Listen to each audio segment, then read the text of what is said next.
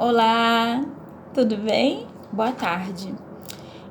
Passando para lançar o conteúdo de ciências das páginas 159 até a 167, tá bom? Então vamos lá, abrindo na página 159. Abriram? Podemos? Então vamos lá. O solo corresponde à camada superficial da crosta terrestre e é formado por minerais, ou seja, rochas, tá? Animais e plantas têm em decomposição, que são chamados de parte orgânica, o ar e a água. O solo é fonte de nutrientes para as plantas e sua composição interfere diretamente na produção agrícola, ou seja, no cultivo de grãos, de cereais e de vegetais. Os fatores que contribuem para a formação do solo são o clima, o relevo, a rocha que originou o solo, a quantidade de matéria orgânica e etc. Dessa forma, cada solo apresenta uma característica diferente. Existem solos de diferentes cores e texturas.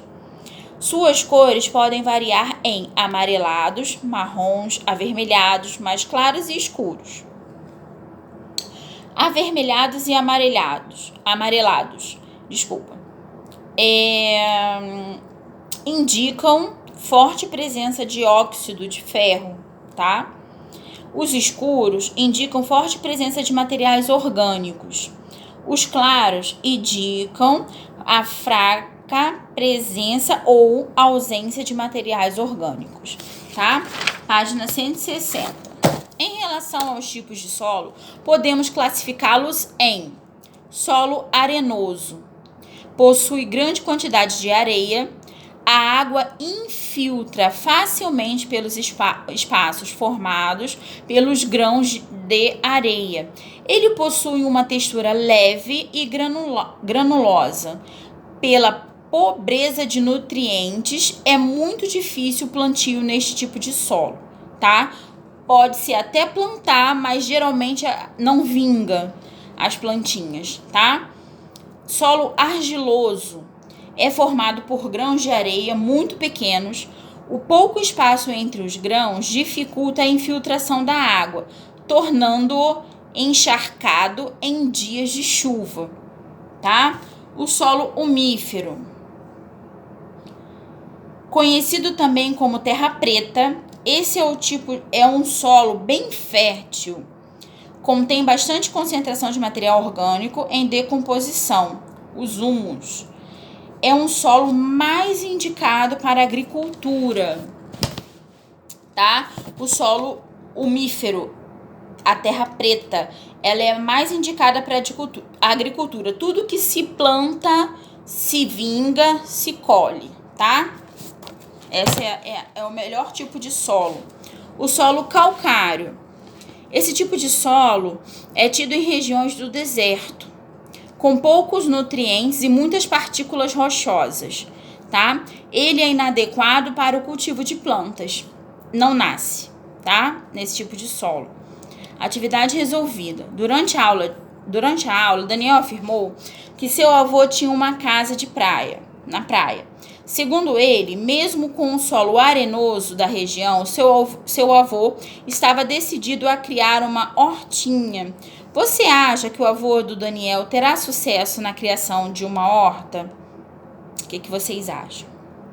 A tia falou que o melhor solo é a terra preta, né? É o solo umífero, que é o último solo, penúltimo que a gente leu. Não. O solo arenoso é um solo pobre de nutrientes e umidade. Há muito espaço entre os grãos e, por isso, a água passa com facilidade e leva os nutrientes para camadas mais profundas do solo. Tá certo?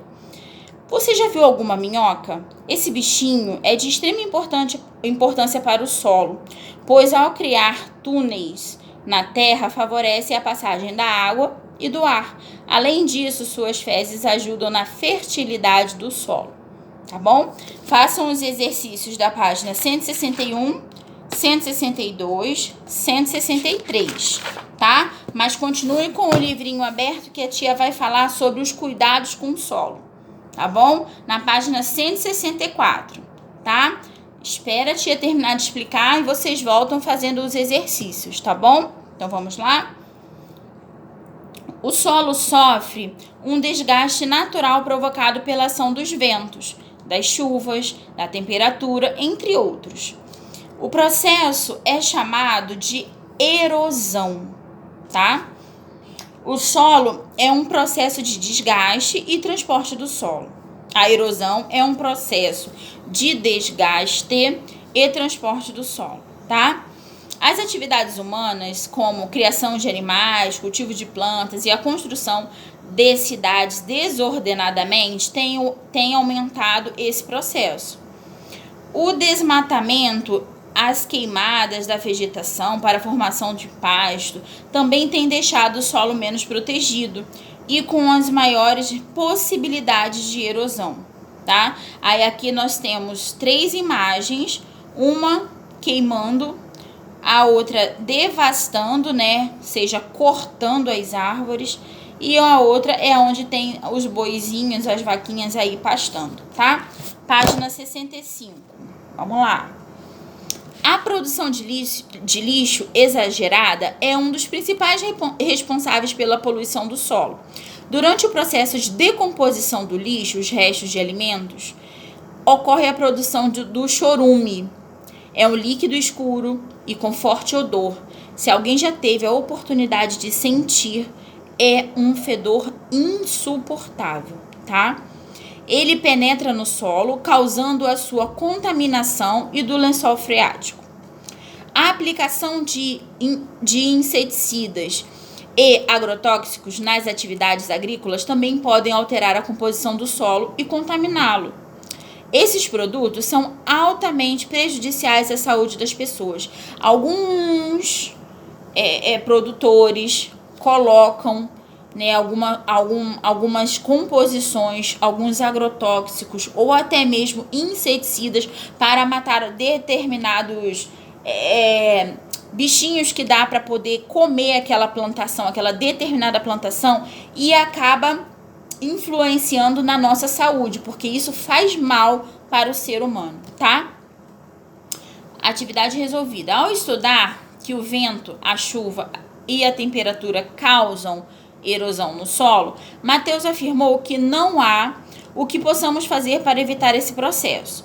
Ao escutar isso, sua professora afirmou que a presença das plantas é muito importante para evitar a erosão do ambiente. Qual a importância das plantas neste processo? As plantas agem como uma barreira protetora contra a ação direta dos ventos e das chuvas e da temperatura, né? Sem essa barreira, o solo fica mais exposto a esse processo realmente de erosão, tá? Você já ouviu falar em desertificação? Desertificação é a transformação do solo em desertos. Esse fenômeno pode ocorrer por consequência das atividades humanas ou por ação natural. O empobrecimento do solo modifica o ambiente, transformando-o em um deserto, tá? Então, vocês vão fazer os exercícios da página 165, 166, 167 e 167, tá? Façam direitinho, leiam se precisar novamente para responder as perguntas, tá bom? Beijo!